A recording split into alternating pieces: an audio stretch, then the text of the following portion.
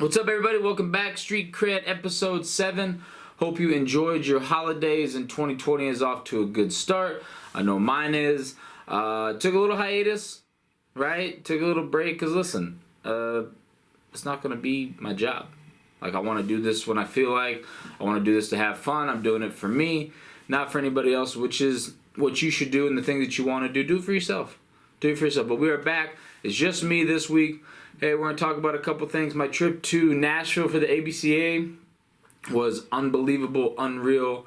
We're going to talk about a little procedure I had done the other day. And then I'm going to showcase some student work that I was given. Absolutely awesome, man. But here it is, Kay. Strap in, enjoy. Street Cred Episode 7.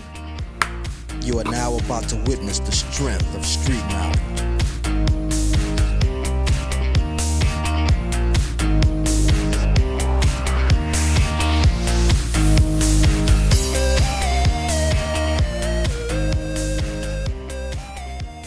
Welcome, everybody, to Street Cred. The first thing I want to talk about is my trip to the ABCA. Now, the ABCA is the American Baseball Coaches Association. It's the largest baseball coaching association in the world. And every year they have a convention, right? And the first couple years that I was involved or in the association, I wasn't able to go. I helped coach basketball.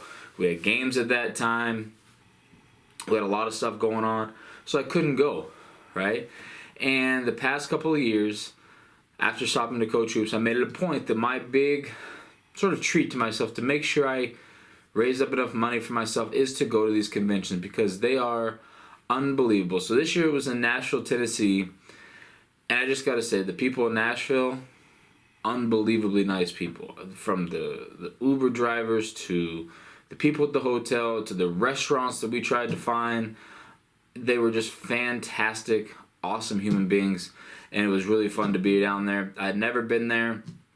That Broadway street down in Nashville, it's going to be one of your boys' favorite spots that I'm going to need to hit again ASAP urgent because just wall-to-wall music, wall-to-wall good people.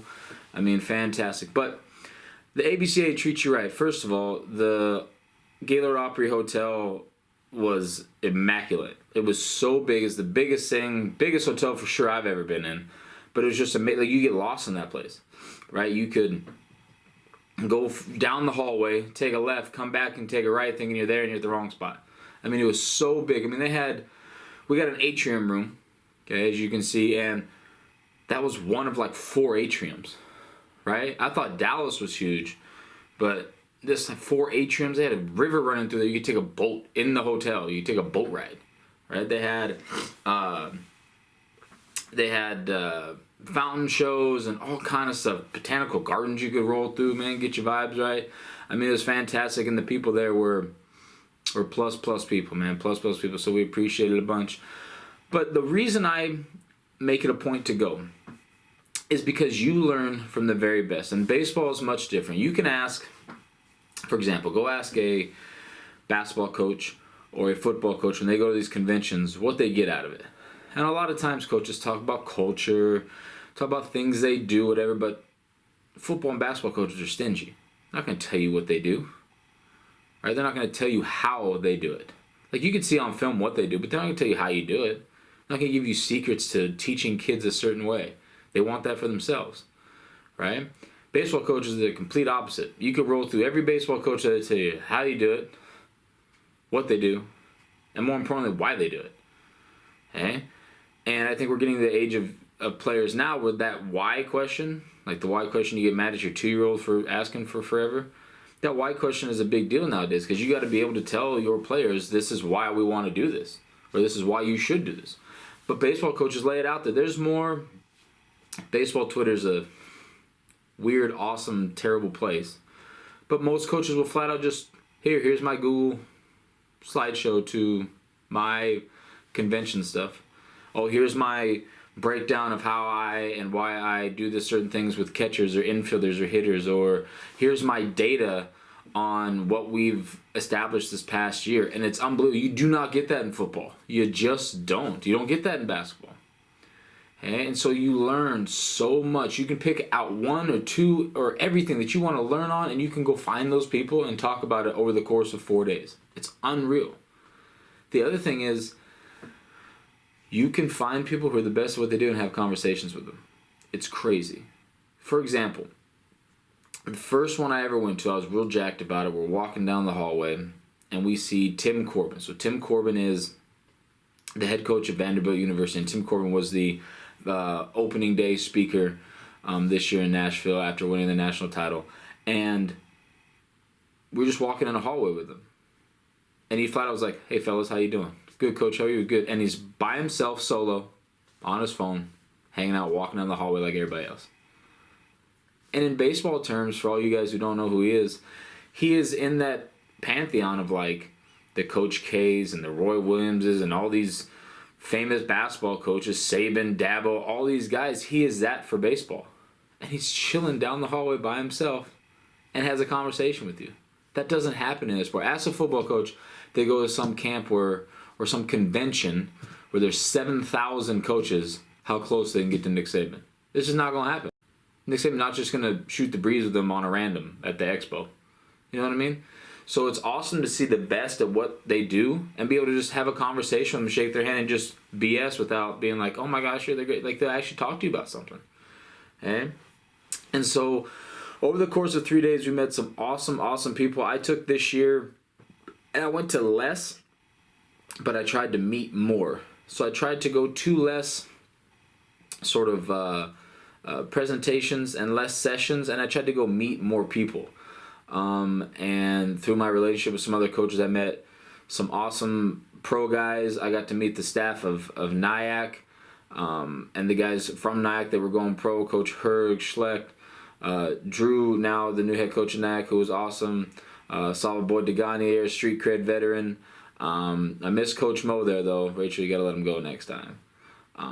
But we just met a bunch of awesome people, man, and I'm super grateful for that organization and the job that they do putting on the convention every year. It's a blast. But, you know, I took a couple of things from it. Okay, I took a couple of things from it.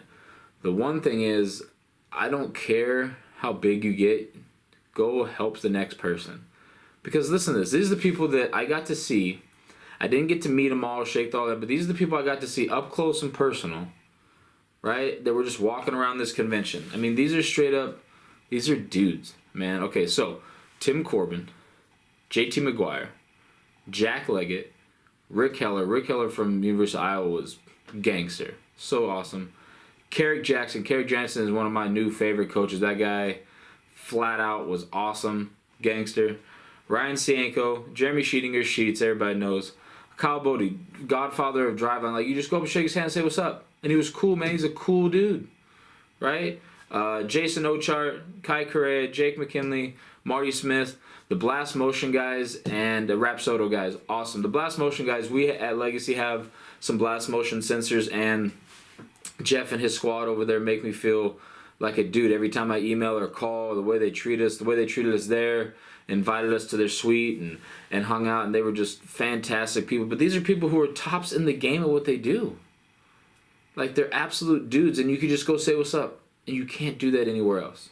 You can't do that anywhere, so it's just absolutely amazing what the ABCA puts on, and I'm super jacked. Next year it's in D.C., and D.C. is on a bucket list for me to travel to and see all the history that's in D.C., plus being able to do baseball for 4 days is going to be a good time.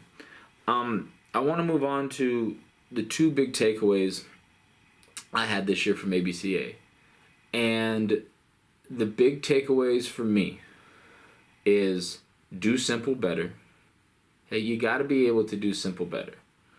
And keep the main thing the main thing. Okay? So what I want to do, and it's going to be my 2020 goal for the year, is I want us and myself to do simple better. We get so caught up sometimes with the extravagant, especially kids nowadays. They got this big realm of things that they want to do, but they can't do simple better. Okay, I want to do the first thing better. I want to master A before I get to B, right? And I want to master B before I get to C. Sometimes everybody just wants to do a little bit and a little bit and a little bit. But I want to do the simple stuff better. I want our players to do the simple stuff better. I want our students to do the simple stuff better. Can you show up on time? Can you follow directions? Right? Can you give good effort? Can you give good attitude? Like, those are simple, easy, simple things that we all could do better. And I think if we do those simple things better, our days are just going to be much, much better. For example, from an athletic point of view, I did this for a week. I walked into boys basketball practice at Assembly Middle School. And I was in the gym right when kids started coming in. So they have like from 3:25 or 3:30 to 3:45 to shoot around. You get some shots up, right? And I just watched. And I watched how many dudes tried to do simple. And it is amazing how a kid will go in there, fresh off the rack. Dude barely has his shoes tied. And what's his first shot? It's not like a layup or form shooting. It's like some step back three, fadeaway joint, some hardened thing, which, I mean, cool if you can do it. The problem is you don't shoot well. You don't dribble that well. But all of a sudden you're going to do all these high-level pro moves without being able to do simple. Right? I got guys in baseball who will straight up come to practice, just hop in the cage. We'll have it tomorrow during open gym. You watch. Guys will come in. They'll ask what we're doing. They'll grab their batting gloves, and they'll just go right into live. They won't stretch. They won't get loose. They won't work on any kind of small feels to get them on path or rotate. Nothing. They'll just hop right in and start wailing. It's not doing simple any better. You're not doing you any better doing that stuff. Me. I had this week, my family was in Phoenix without me on vacation. Real cool to you. But the one thing I got to do this week is, okay, how simple can I make my life this week in doing what I need to do? Right? Simple. Do simple better. Go to bed earlier. Wake up earlier. Be on time everywhere. Eat right. Go work out. Can I do the simple things in life to expand my happiness or my well-being? Right? I want to do the simple better. Okay? So one of my big goals for 2020 is I want to do simple better. The other takeaway from ABCA was, and probably the more important thing, is to keep the main thing the main thing. Okay? And I was thinking about that because it's sometimes there's some coaching jargon, right? Some eyewash, right? I want to make what's important and try to get away from all the eyewash. Okay? I think as coaches, eyewash is a big part of what we do, even though some of us know we don't like it, right? The drills we do, or we found this we can do with kids, or whatever, and a lot of it's eyewash, and it's not the main thing that's going to help a guy get better. It's just something to do. Same with teaching.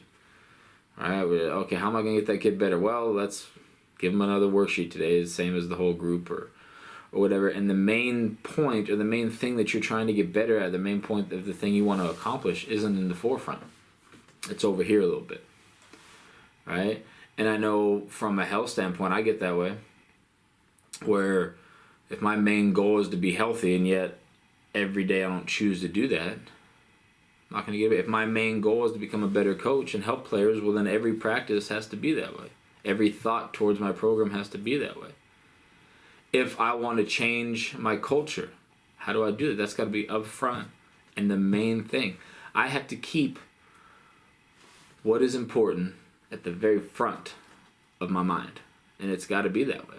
It's got to be that. Keeping the main thing sounds so generic and it sounds so simple, but I think we just get away from what it is. What it is do you want to accomplish and make that the main thing? I've gone out, Coach Spencer, the new U Mary coach out there, has invited me to come watch some of their guys pitch because they got some decent cats this year. And it's amazing to me when you just look, even at a college, and you could tell just by watching practice from afar, which guys have baseball and wanting to continue after college as the main thing, and dudes who are just happy to be there. Right? I'm going to do it for our practices. You're going to be able to just watch, and you'll tell the handful of guys who want to do something this year and the guys who want to play beyond high school and the dudes who are just happy to be there. Right? So can we keep the main thing all the time? Okay? Keeping the main thing up front, in vision, prioritizing that main thing.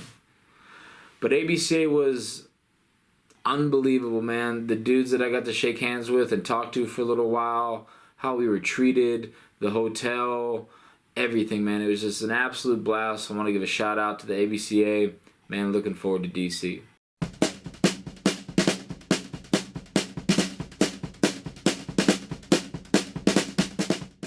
Okay, first shout out goes to the boys at Nyack. I finally got my shirt. Thanks to Brett and Coach Hergs and Schlecht and Drew.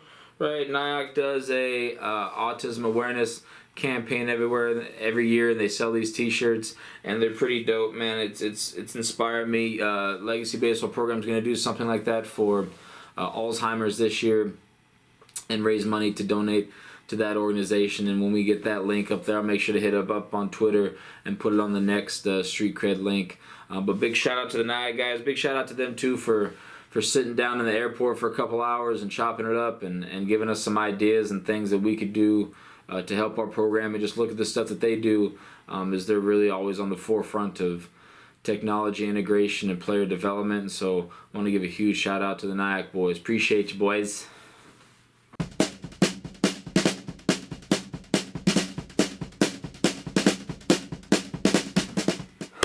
All right, as a teacher, you get the privilege of meeting some awesome young people and having some great students. And one of those students for me last year was a young lady named Jessie Vetter. Jessie is a fantastic artist, unbelievable artist. And I hit her up before Christmas, and I was like, you know what, hey, you ever paint shoes before? She's like, no. I'm like, you think you could? She's like, yeah. I was like, all right, so I'll give you a pair of all whites and let you do what you want with them. Right? Let you do what you want with them. And she's like, okay. So I got her some paint, got her some shoes, and over break she hit me up with these shoes, and she brought them to my class the other day. Look at these things. Absolute fuego. Just fire emojis everywhere. Check the back, right? Got the little reptile vibe going. I didn't even ask her what the vibe was, but I mean, these things are absolutely incredible. And I just can't say it enough. I think teachers always sometimes feel that the connotation of students is negative, okay? Because that sticks out the most in your mind of the kids who are poor behavior. But this is the kind of stuff that I love to see. Kids doing what they love the most. Absolute fire. So shout out to Mrs. Vetter. Girl, you keep doing your thing.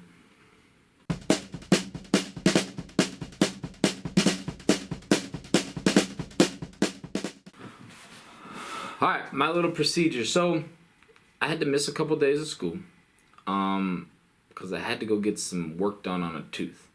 Now, I don't know how y'all think of the dentist, but to me, I think I'd rather somebody beat the brakes off of like my knee with a crowbar.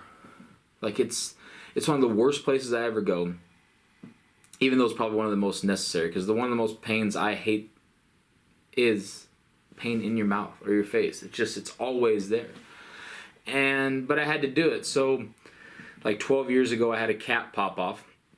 And this was 12 years ago when your boy Street was working at a bar, making ends meet, and going through grad school. So things like dental insurance weren't in my vocabulary.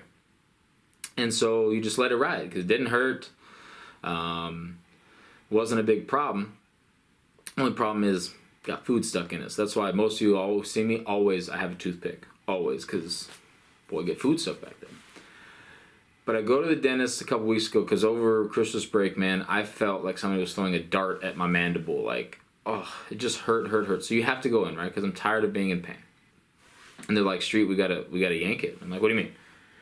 It's like, well, it's dead, and the one next to it is, probably needs to go too. So okay. So I go make this appointment to go have my tooth pulled. And my girl Carla, I have awesome dentist place, Dakota Family Smiles, awesome people up there. But my girl Carla's like, I'm like, how do we do this? Like, this is not like a surgical procedure? She's like, no, like there's some tendons and we move it and create some space and we just take it out. Like, it's no biggie. About 35, 40 minutes, no problem. I can do that. Yeah, like yank is a literal term. Pry, more like it. wedge, maybe. I mean, so I'm a sissy, so I'm like, please load me up with all of the Novocaine or whatever the syringe they put into your gum and make this all go dead. Like, just get it out of there. But it was kind of funny because I'm like, Doc, I'd wince. And the doc's like, what, you okay? Can you feel that? I'm like, no, man, you are like wrenching on my jaw. That's what hurts, man. Like, you're moving my mandible in a way that shouldn't be going. At least I don't feel like, because it's uncomfortable. And, you know, another thing about the dentist, I want to know, with all the modern advancements in mechanisms, why that damn drill still makes that sound. Like, that drill makes a sound that makes it like the devil's drilling a hole into your tooth. Like, can we get a drill that doesn't make that sound? Can we do that? Right? I had my earphones in, blasting like metal music, like just death music, Slipknot, Metallica, 3D. I mean, just everything I could think of to just like try to get myself through this 35 minutes. And the sound that drill makes will penetrate anything. Like, I don't care what the decibel level is in the room, that stupid drill will cut through that thing. And it gives me like chills right now thinking about that damn drill. And then the crunching and the exiting of the tooth from your gum is a sound that I know I will wake up to one morning with sweats because it was in my nightmare. I mean, the sound, it sounded like a bad action movie, like when Seagal like breaks somebody's arm just, you know, by blowing on it, like celery crunching. Oh, like, I'm telling you, I was blaring metal music to the top of its ability on my phone into my eardrums, and I could still hear those tooth crack and break and rip out of my gum. Whew. More of the story. Take care of your tooths, kids. Because my Grandma Ella, she used to say, 20 years from now, you're going to regret not taking care of your teeth. And you're like, yeah, do whatever. Like, I didn't have braces. My brother and sister had all that. Didn't have braces. Nothing. Now I'm missing 2 teeth on the bottom and had to literally get them yanked out. Take care of your teeth, kids. Because if not, it's no bueno.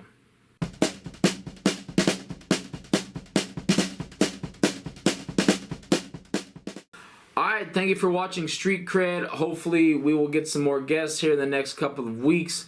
But I hope your goals of 2020 are being met and you're working on them every day. Like I just told you, 2 of my big goals this year is to do simple better and keep the main thing, whatever that ends up being. Because as the course of the year goes by, my main thing is going to change. Whether it's making sure my kids are good, taking my kids to practice, baseball season's around the corner, my physical health, my mental health, whatever it is, whatever my goal is at the time, and keeping that the main thing. And then do the little things, man. Do the little things. Everybody will tell you it's all about the little things. And those little things are, for the most part, real simple. So do simple better and keep the main thing the main thing. I hope your 2020 is off to a good start.